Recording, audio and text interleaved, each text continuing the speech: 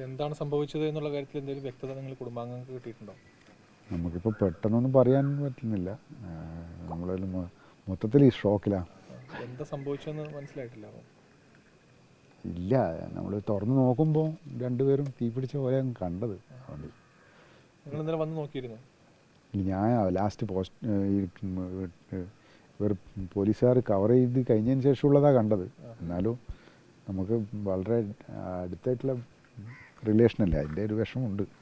രണ്ടുപേരും ഒത്തിരി പ്രായമുള്ള ആൾക്കാരാണ്. അപ്പം ഒരാൾ 74 വയസ്സായിരിക്കും പ്രേമാട്ടന്, മറ്റേത് എന്നെക്കാൾ ഒരു 10-12 വയസ്സ്, 67-68 വയസ്സുണ്ടാവും.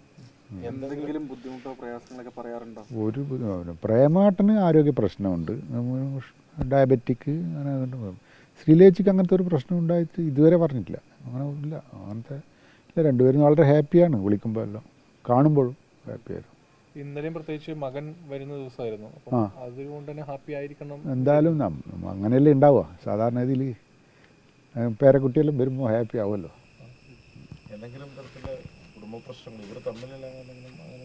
ഇതുവരെ അറിയില്ല.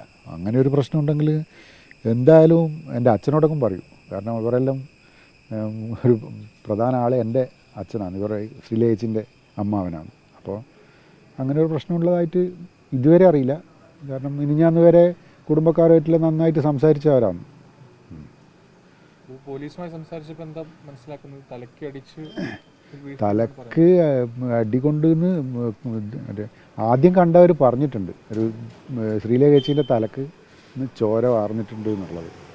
പിന്നെ ഒരു ചുറ്റിയും കണ്ടിരുന്നു പറയുന്നു, ഞാൻ കണ്ടിട്ടില്ല. അതുകൊണ്ട് എനിക്കിപ്പോൾ അതിനെ പറ്റിയിട്ട്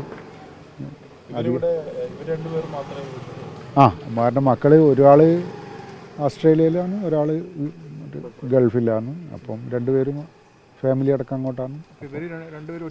രണ്ടുപേരും മാത്രമായിട്ട് താമസിക്കുന്നത്. ഇല്ല, അങ്ങനെ സഹായത്തിനില്ല. കഴിഞ്ഞ ദിവസം തോട്ടം വൃത്തിയാക്കാൻ രണ്ടുപേരും ആരോ വന്നിരുന്ന് കേട്ട്. അതങ്ങനെ അല്ല, ഒരു ആവശ്യത്തിന് മാത്രം ഇങ്ങനെ ഒരു വണ്ടി എടുക്കുന്നത്, സ്ഥിരമായിട്ടൊരു ഡ്രൈവറെ വെക്കുന്നതല്ല. ആവശ്യം വരുമ്പം വിളിച്ചാൽ ഒരു കുടുംബ സുഹൃത്ത് പോലെ വന്നിട്ട് എല്ലാ കാര്യത്തിനും, നമ്മളെ എല്ലാ ഫാമിലി ഫംഗ്ഷനും ആ ഡ്രൈവറെയും കൂട്ടിയിട്ട് തന്നെയാണ് വരുന്നത്.